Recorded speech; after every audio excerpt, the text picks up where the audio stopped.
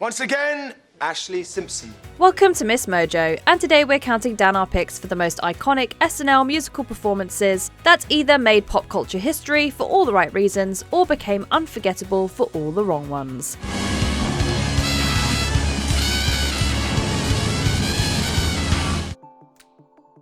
Number 10, Balls on Parade by Rage Against the Machine, Season 21. Ladies and gentlemen, Rage Against the Machine.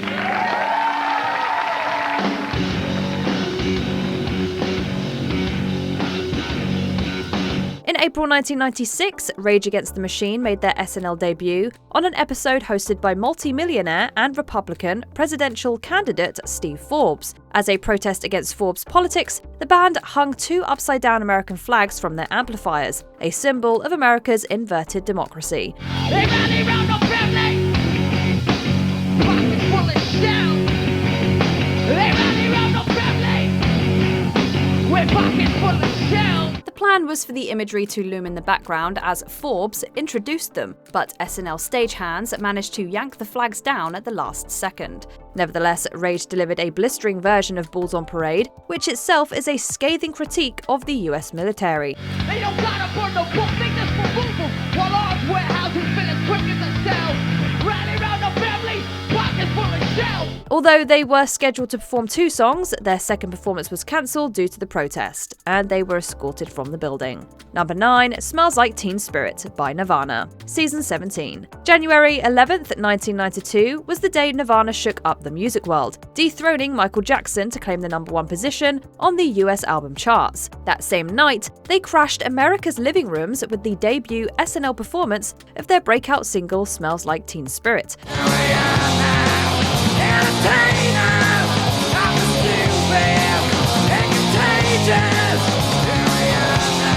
While the band had already been building a following, this was the moment many first encountered their raw, unfiltered punk grunge sound, ripped from Seattle's underground and thrown onto the global stage.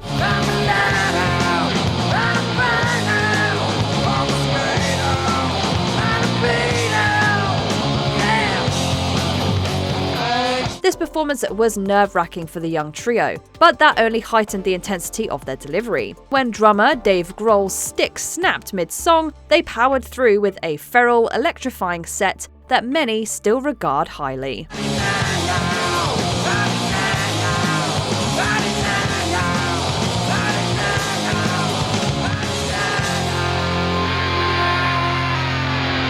Number 8, All Too Well by Taylor Swift, Season 47.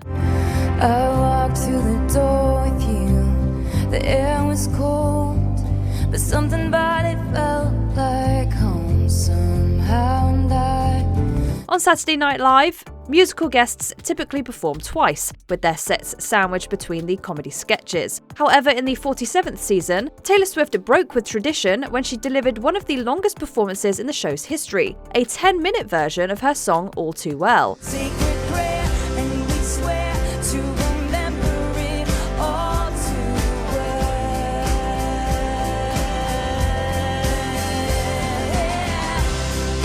Armed with just her guitar and her voice, Swift gave a riveting set, as the stage itself mirrored the song's emotional arc, transitioning from fall to winter. As she performed, the accompanying short film, which had premiered just the day before, played on behind her.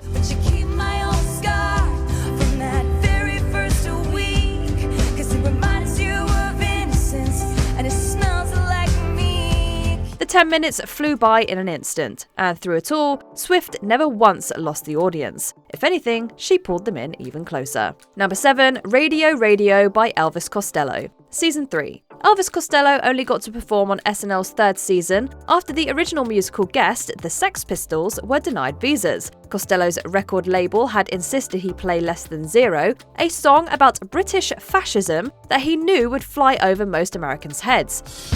Mr. Oswald with the swastika tattoo, there is a vacancy waiting in the English voodoo. Instead, in one of the boldest live TV rebellions, Costello played only a few seconds of the track before abruptly stopping and launching into Radio Radio, a sharp critique of radio broadcasters and the media. I'm sorry, ladies and gentlemen, there's no reason to do this song here. Radio Radio. 1, 2. His defiant act angered Lorne Michaels and reportedly led to a decade-long ban from the show. However, in 1999, Costello returned for SNL's 25th anniversary, referencing the moment by interrupting the Beastie Boys set and once again playing Radio Radio. I'm sorry, ladies and gentlemen, but there's just really no reason to do this song here tonight. 1, 2, 3, 4! Number 6, Killer by Lady Gaga. Season 50. Just one day after the release of her highly acclaimed 7th album Mayhem, Lady Gaga pulled double duty on SNL, serving as both host and musical guest. Last time I hosted SNL, I was 27.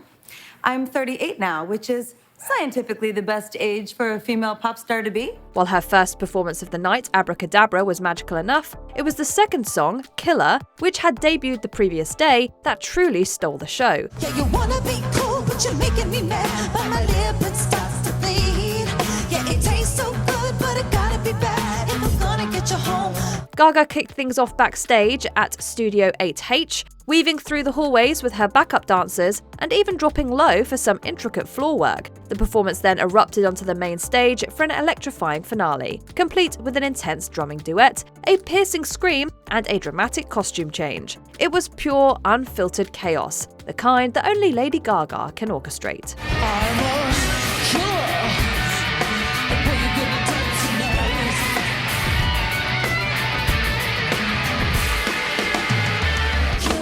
Number 5, The Man Who Sold the World by David Bowie. Season 5. For one of their final shows of the 1970s, SNL recruited the one artist who had arguably defined the decade, David Bowie.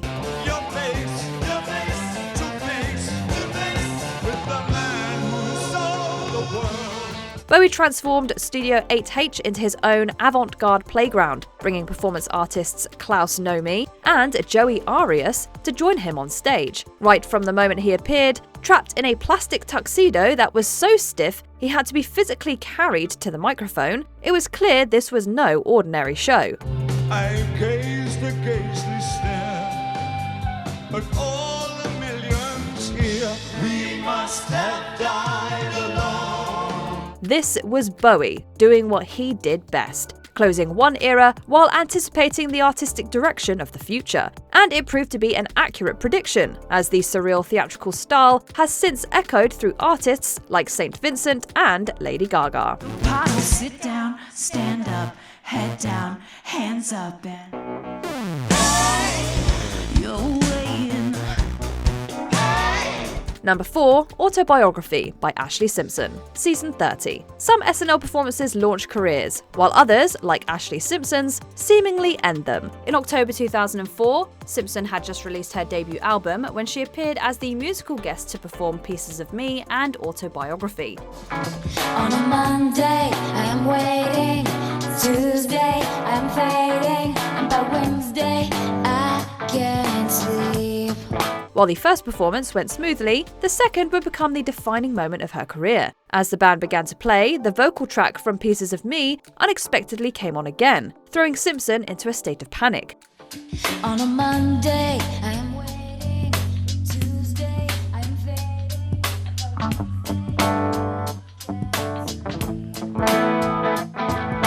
This little hitch revealed that she had lip-synced the first song and planned to do the same for the second. The panic flooded her body, and the only response that she could muster was an awkward dance, before abandoning her band on the stage. She looked confused, not sure what to do. Then, flustered, she walked off the set. Everyone on the show was stunned, including Lorne Michaels. Number 3, That's the Joint by Funky 4+1. Season 6. Hip-hop has given us many iconic live TV performances, but none would have been possible without this one. So what's the deal? Sugar Hill. So what's the deal? Sugar Hill. Ooh, you know that's the joint. Back in 1981, Blondie frontwoman Debbie Harry hosted SNL and insisted on booking Funky 4+1 as the second musical guest of the night. This made them the first rap act to perform on national television. Their performance of That's the Joint was groundbreaking, not just for its historical significance, but also for its content. That's the joint. Because little Rocky T is the melody. Help me rock and sing in harmony. Because Jeff is the rhythm. For many in Middle America, it was their first taste of a DJ-run show, record scratching and rap group chants. This was hip-hop in its rawest form, something that many had never even seen before, and it kicked open the door for countless artists to follow. Everybody say, get funky, and make money, and you don't stop. Give it to us now. Number 2, Beef Bologna by Fear, Season 7. Thank you very much. It's great to be here in New Jersey. In the late 70s and early 80s, Fear was just another scrappy punk rock band tearing up the Los Angeles scene. They eventually rose to national prominence in 1981 after they found a hardcore fan in SNL alum, John Belushi, who pulled some strings to land them a spot as the musical guest. It didn't take long for SNL producers to regret that decision.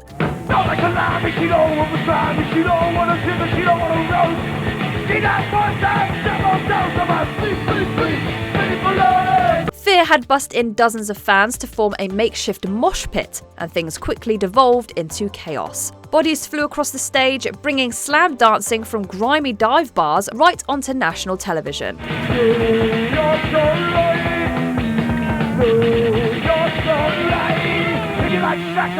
The performance reportedly got Fear banned from the show, but it also inspired a generation of punk rockers. Before we continue, be sure to subscribe to our channel and ring the bell to get notified about our latest videos. You have the option to be notified for occasional videos or all of them. If you're on your phone, make sure you go into your settings and switch on notifications.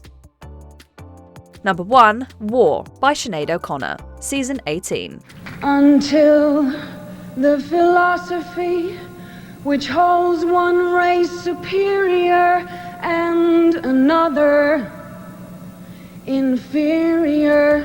Sinéad O'Connor's SNL performance became iconic, not for what she did while singing, but what came immediately after. During dress rehearsals, O'Connor ended her rendition of Bob Marley's War by solemnly holding up the picture of a refugee child. However, during the live show, she replaced that photograph with one of Pope John Paul II, tearing it into pieces and calling him the real enemy. Evil.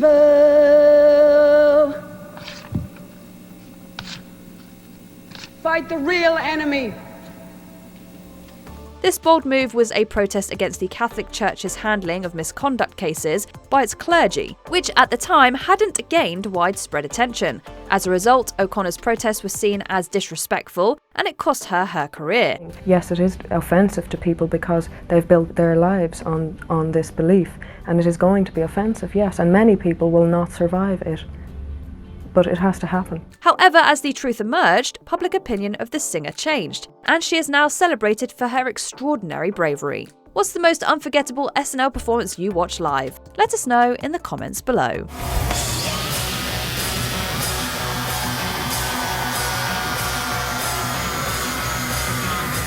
Do you agree with our picks? Check out this other recent clip from MsMojo, and be sure to subscribe and ring the bell to be notified about our latest videos.